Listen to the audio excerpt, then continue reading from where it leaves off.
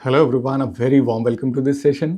आज हम लोग इंटरनेशनल रिलेशंस डिस्कस करने जा रहे हैं, particularly south east Asian region के बारे में बात करेंगे। इसके पहले भी कई बार मैंने बोला है ना कि करंट अफेयर में कोई भी टॉपिक अगर आपको कवर करना है तो उसके लिए सबसे बेस्ट टाइम तब होता है जब वो इवेंट हो रहा होता है। और 26 अक्टूबर के बाद से साउथ ईस्ट एशियन रीजन में काफ़ी कुछ हुआ है, summits, bilateral meetings, multilateral meetings. So that is why I was waiting कि सब कुछ कंक्लूड हो जाए, क्या रिजल्ट्स आते हैं इन मीटिंग्स के वो सामने आ जाए, उसके बाद फिर हॉलिस्टिकली इस टॉपिक को कवर किया जाएगा। तो कल president of United states mister Trump वो वापस चले गए हैं यूएस, और अब जो भी मेजर डेवलपमेंट्स होने थे वो हो चुके हैं। तो आइए डिस्कस करते हैं। इस टॉपिक को मैंने 3 पार्ट में डिवाइड किया है और ये वीडियो फर्स्ट पार्ट है, इसके बाद 2 पार्ट और अपलोड होंगे। तो आप ये तीनों पार्ट चैनल पे अवेलेबल हैं, आप जाकर देख सकते हैं।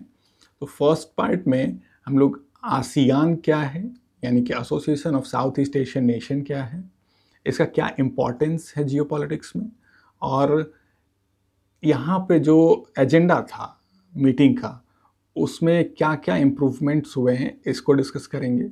सेकंड पार्ट जो हमारे वीडियो का होगा, यानी कि इसका जो सेकंड पार्ट आएगा, उसमें हम लोग डिस्कस करेंगे यूनाइटेड स्टेट्स और इंडिया के बीच में जो टैरिफ वॉर चल रहा था।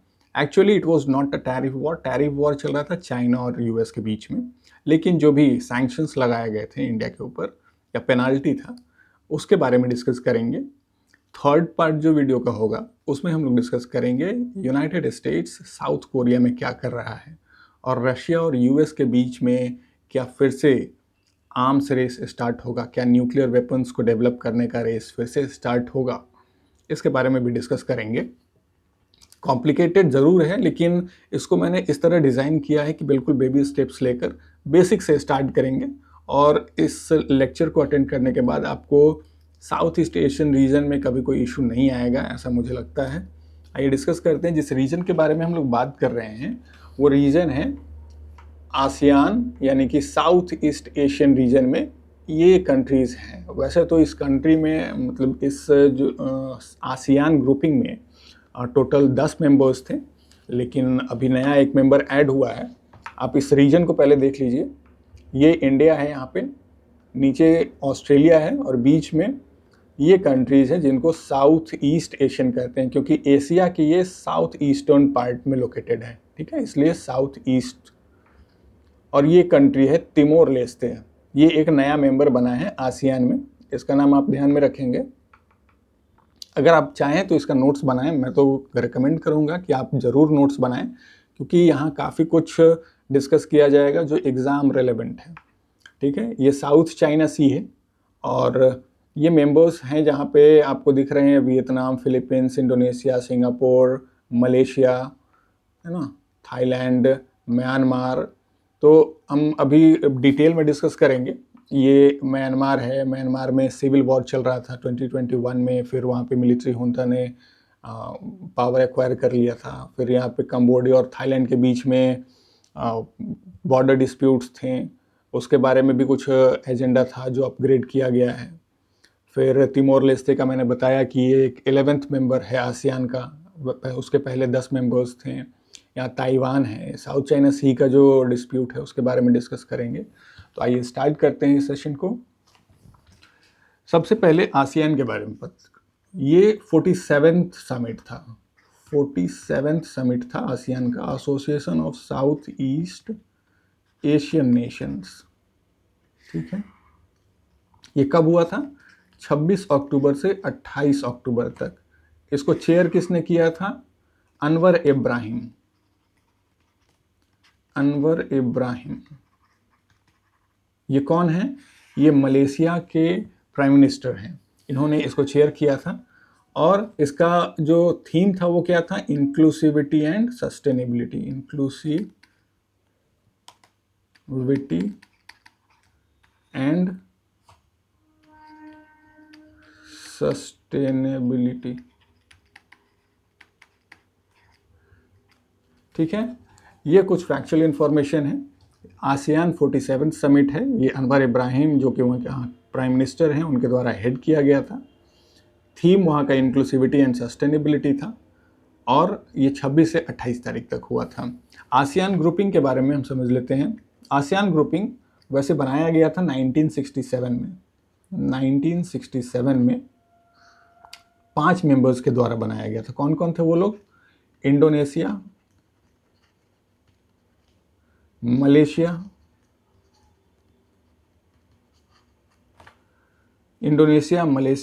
Philippines, Singapore, Philippines and Thailand. ये 5 कंट्रीज मिलकर 1967 में आसियान ग्रुपिंग को बनाते हैं for the economic integration of that region. ठीक है, उसके बाद फिर समय समय पे टाइम टू टाइम और मेंबर्स ऐड होते चले गए। इसके टोटल मेंबर्स जो आपको स्क्रीन पे दिख रहे हैं, ये टोटल 10 मेंबर्स थे। इसमें नया एक ऐड हुआ है, तिमोर लेस्ते, ये 11th मेंबर है। ये 1967 में बैंकॉक डिक्लेरेशन हुआ था। Bangkok declaration.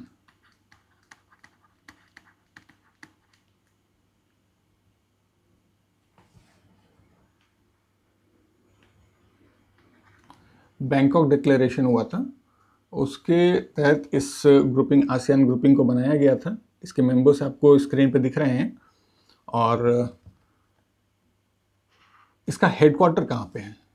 इसका हेडक्वार्टर है जकार्ता, इंडोनेशिया।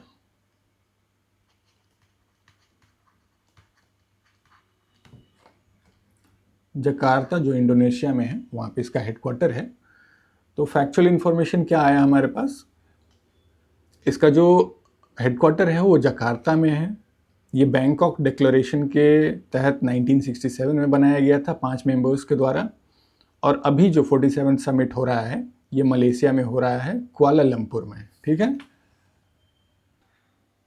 अब हम इस ग्रुपिंग का जो एजेंडा था उसको डिस्कस कर लेते हैं। उसके बाद फिर इंडिया और आसियान के बीच में जो रिलेशन है उसके बारे में बात करेंगे। ठीक है, तो एजेंडा इसका क्या क्या था?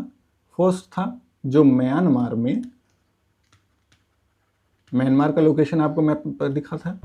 2021 में वहाँ की मिलिट्री हुंता, वैसे JUNTA बोलते हैं इनको, लेकिन प्रोनाउंस किया जाता है हुंता। तो मिलिट्री हुंता के द्वारा 2021 में फोर्स यूज़ करके, मतलब फोर्सिबली वहाँ पे पावर एक्वायर कर लिया गया था। तो अभी तक जो सिविल वॉर चला था ना, तो वो बहुत स्टेबल कंडीशन नहीं है म्यांमार में। और किसी भी रीजन में अगर कोई एक कंट्री भी डिस्टर्ब होता है तो वो पूरा रीजन डिस्टर्ब रहता है। तो इसी वजह से यहाँ पे म्यांमार में ये कोशिश की जा रही है कि डेमोक्रेसी बहाल की जाए। वैसे मिलिट्री हुंटा ने ये अनाउंस किया है कि दिसंबर में इलेक्शन करवाए जाएंगे, लेकिन ये भी कंसर्निंग है कि इलेक्शन में पार्टिसिपेट किनको करने दिया जाएगा, क्योंकि ये इंक्लूसिव जब तक नहीं होगा, सब लोग पार्टिसिपेट नहीं करेंगे, तब तक जो रिप्रेजेंटेटिव्स हैं वो पब्लिक के रिप्रेजेंटेटिव नहीं होंगे।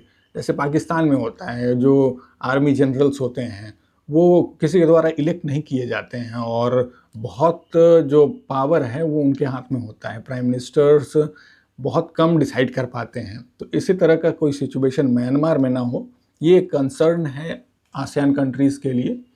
इसलिए ये म्यांमार का इशू वहाँ पे डिस्कस किया गया, मतलब अब तो हम हो चुका है जो भी हुआ। तो यहाँ पे क्या हुआ ना, म्यांमार में के बारे में डिस्कस ज़रूर करना था, लेकिन वहाँ कुछ इम्प्रूवमेंट नहीं हो पाया, क्योंकि एक तो म्यांमार के किसी रिप्रेजेंटेटिव को वहाँ इनवाइट नहीं किया गया था, बुलाया नहीं, वहाँ पे कोई अटेंड नहीं कर रहा था म्यांमार से। एक 5 पॉइंट कंसेंसस बनाया गया था ताकि जो म्यांमार में ह्यूमैनिटेरियन लॉ है, इंटरनेशनल ह्यूमैनिटेरियन लॉ है, इसको वहाँ पे लागू किया जाए, ताकि जो लोग हैं वहाँ पे वो फ्रीली रह सकें, सेफ तरीके से रह सकें, उनको सेफ्टी और सिक्योरिटी का एहसास हो। तो इसलिए वहाँ पे 5 पॉइंट कंसेंसस, ये सवाल ऐसे भी आ सकता है कि 5 point consensus is related to which region और विच कंट्री। 5 पॉइंट कंसेंसस, ठीक है, ये म्यांमार का है। और राइट विंग एक NGO है, एमनेस्टी इंटरनेशनल, उसने भी ये मीटिंग स्टार्ट होने से पहले, आसियान मीटिंग से पहले, ये एडवाइस किया था कि इस 5 पॉइंट कंसेंसस को रिविजिट करना ज़रूरी है, क्योंकि जिस तरह से अभी तक प्रोग्रेस हुआ है इस फील्ड में, वो किसी भी तरह से म्यांमार को हेल्प नहीं कर रहा है। म्यांमार में कोई भी इम्पैक्ट नहीं पड़ रहा है उसका। वहाँ की मिलिट्री हुंटा जो है वो इलेक्शन जब करवाती है तो वो उसका क्या इम्पैक्ट पड़ता है ये तो समय ही बताएगा। और आसियान कंट्रीज़ के पास भी शायद कोई दूसरा ऑप्शन, या फिर जो म्यांमार के सिटीजन्स हैं उनके पास भी कोई ऑप्शन नहीं है, just to wait and watch कि आगे क्या होने वाला है। अगला जो एजेंडा था इनका, ये साउथ चाइना सी को लेकर था। साउथ चाइना सी,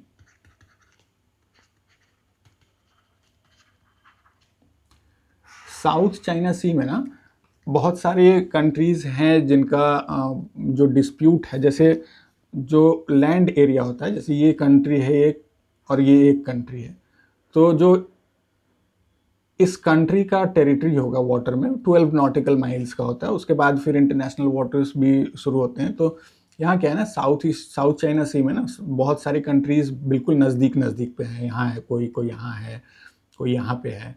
तो अब इसमें डिफ़ाइन करना काफ़ी मुश्किल है कि इंटरनेशनल वाटर्स क्या हैं और टेरिटोरियल वाटर्स कौन से हैं।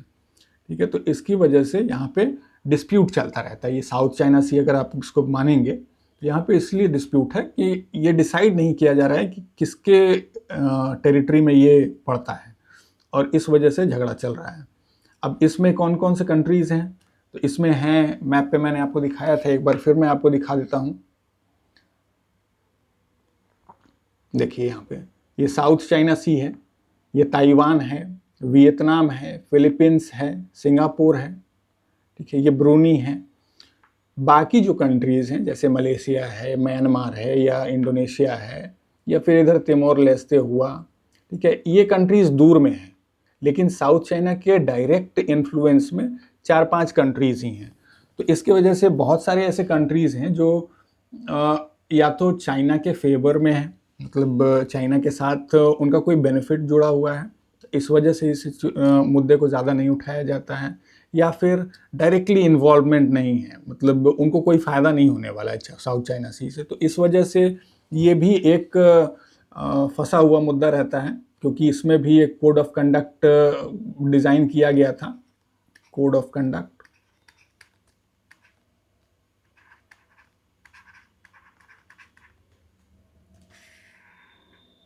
कोड ऑफ कंडक्ट इसमें भी डिज़ाइन किया गया था, लेकिन इसमें कोई इम्प्रूवमेंट इसलिए नहीं हो रहा है कि आसियान और चाइना के बीच में, कि मतलब मैंने दिखाया आपको कि बहुत सारे कंट्रीज़ हैं जो इससे डायरेक्टली इन्फ्लुएंस्ड नहीं है, और कुछ लोग ऐसे हैं जो चाइना पे किसी न किसी चीज़ के लिए डिपेंडेंट हैं, तो बहुत ज़्यादा आवाज़ इस पे भी नहीं उठती है। तो ये भी एक फंसा हुआ मुद्दा, और इस पर शायद इस बार कोई बात हुई नहीं है।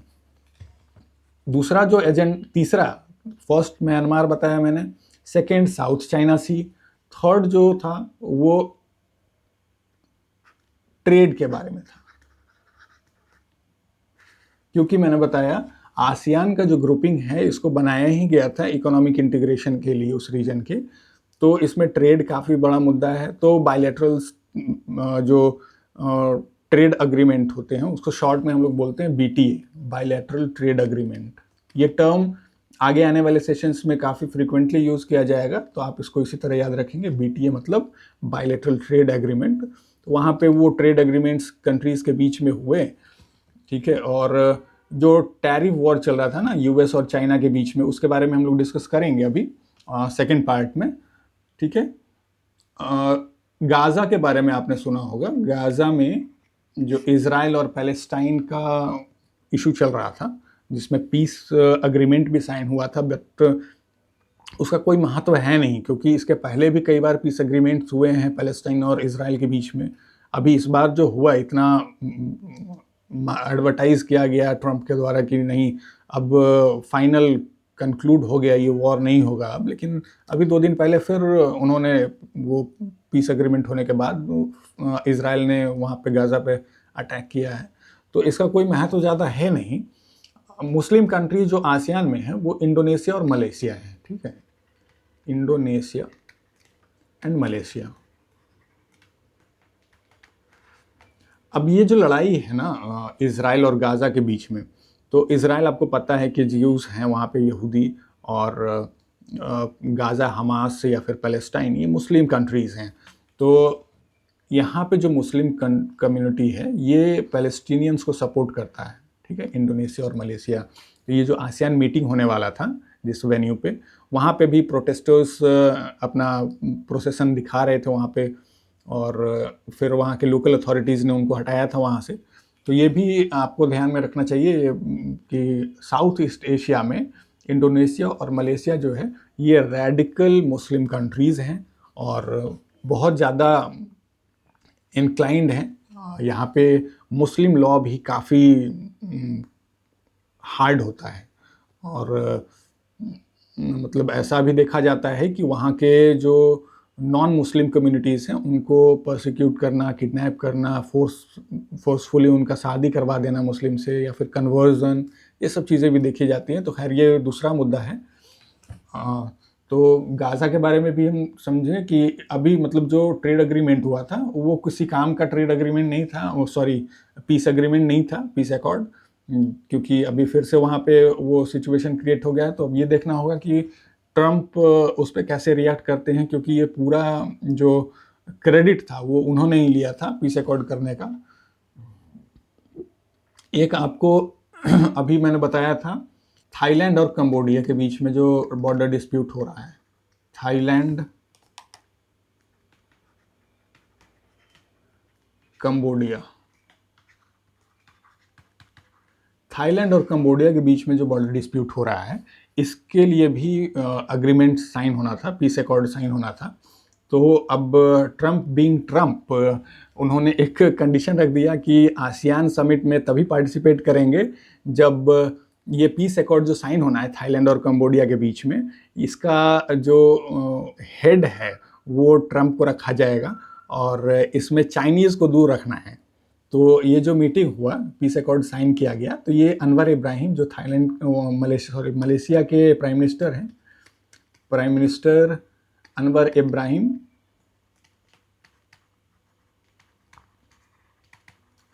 और Donald Trump, president of United states, Donald Trump. अच्छा, ये डोनाल्ड ट्रंप 2 बार प्रेसिडेंट बने हैं, ये भी आपको ध्यान में रखना है। एक बार 45th प्रेसिडेंट बने, और इस बार इनका ये 47th प्रेसिडेंट है।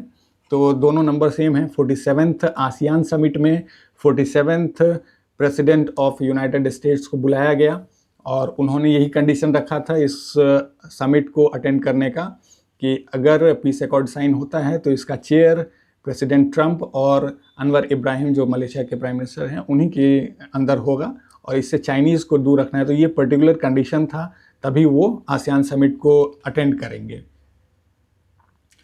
तो इसके वैसे अगर जो पीस प्राइज़ का हल्ला चल रहा था कि प्रेसिडेंट को मिलेगा, वो नहीं मिला। इसके ऊपर भी नोबेल प्राइज़ का, वैसे तो वो जो सेशन है वो पूरा नोबेल प्राइज़ जितने भी फील्ड्स में होता है उन सबको उसमें कवर किया गया है, तो आप उस वीडियो को भी देख सकते हैं जाकर। अब ये कंबोडिया जो है, थाईलैंड और कंबोडिया के बीच में जिसमें डिस्प्यूट है, उसमें कंबोडिया के अंदर एक स्कैमिंग हुआ था, ऑनलाइन स्कैम हुआ था, और ये काफ़ी बड़ा स्कैम था। एक प्रिंस होल्डिंग ग्रुप नाम की कंपनी है, प्रिंस होल्डिंग ग्रुप,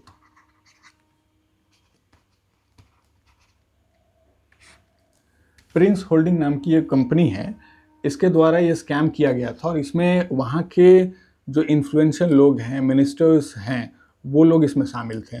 और ये ऐसा कहा जा रहा है कि वर्ल्ड का सबसे बड़ा सीजर था। ये ऐसा क्यों कहा जा रहा है? क्योंकि इसमें यूनाइटेड स्टेट्स और यूके, ब्रिटेन, दोनों ने मिलकर जॉइंट ऑपरेशन किया था, और 15 बिलियन यूएस डॉलर्स को सीज किया गया था इन बिटकॉइंस में 15 बिलियन डॉलर का सीजर हुआ था। तो इसलिए इस स्कैम को दुनिया का सबसे बड़ा स्कैम भी माना जा रहा है, और इतना बड़ा ऑनलाइन स्कैम जो हो रहा है इसमें लेजिटिमेट लोग, मतलब कोई मिनिस्टर है, कोई बहुत बड़ा बिजनेसमैन है, ये लोग शामिल हैं। तो ये भी एक कंसर्न है आसियान रीजन के लिए कि इतना बड़ा स्कैम उस रीजन से स्पॉन्सर किया जा रहा है, उसको कैसे हैंडल करना है। तो ये सारे चैलेंजेस और एजेंडा थे आसियान समिट के। अब हम डिस्कस करते हैं इंडिया और आसियान का जो रिलेशन है, इंडिया एंड आसियान, ये कैसे डेवलप हुआ और इसमें क्या क्या जो टर्निंग पॉइंट थे उसको हम लोग डिस्कस करेंगे। तो ये स्टार्ट होता है 1992 से। 1992 में फर्स्ट इंटरेक्शन होता है। मैंने आपको बताया है कि 1967 में आसियान का गठन हुआ था 5 कंट्रीज़ के द्वारा। उसके बाद 1992 में इंडिया और आसियान के बीच में सेक्टोरल कोऑपरेशन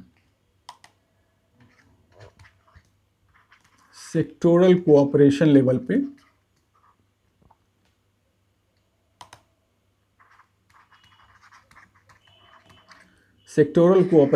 पे एंगेजमेंट होता है।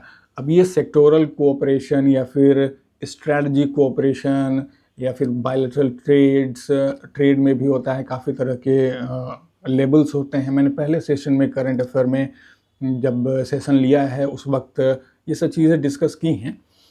इसमें आप रफली ये समझ सकते हैं कि ये डिप्लोमेटिक टर्म्स हैं जो कि यूज़ किए जाते हैं। जिस तरह से टाइम टू टाइम अगर रिलेशंस बेहतर होते जाते हैं तो अलग अलग टर्म्स यूज़ किए जाते हैं। तो ये सेक्टोरल कोऑपरेशन हुआ जिसमें ये ट्रेड रिलेटेड ही था। उसके बाद फिर 1995 में इसको अपग्रेड किया जाता है और फुल कोऑपरेशन डिस्कशन पार्टनरशिप में कन्वर्ट कर दिया जाता है। फुल डिस्कशन पार्टनरशिप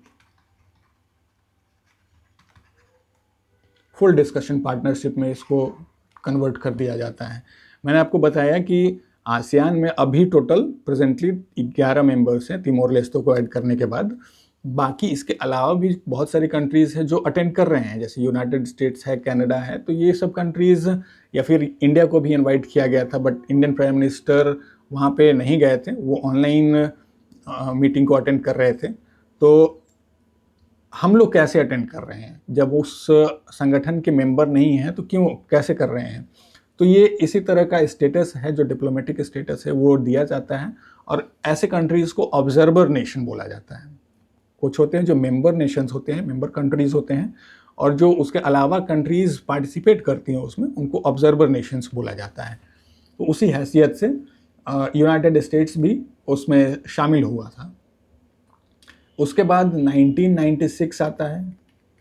1996 में, अब इसमें क्या है, आपको ये चीज़ें भी ध्यान रखनी है। हेडक्वार्टर मैंने बताया था कि जकार्ता में है। 1996 में फिर इंडिया को ASEAN regional forum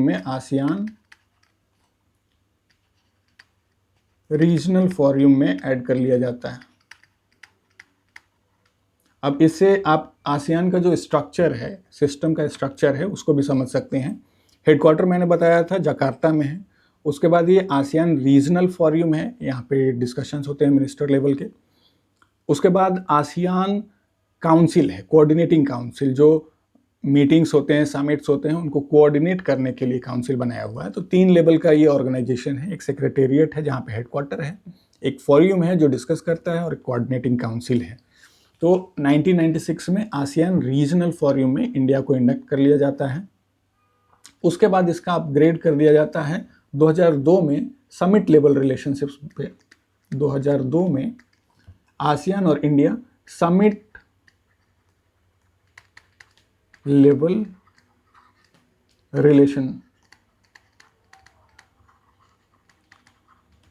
level relationship पे इसको अपग्रेड कर दिया जाता है, इंडिया और आसियान के रिलेशन को। उसके बाद 2012 में स्ट्रैटेजिक पार्टनरशिप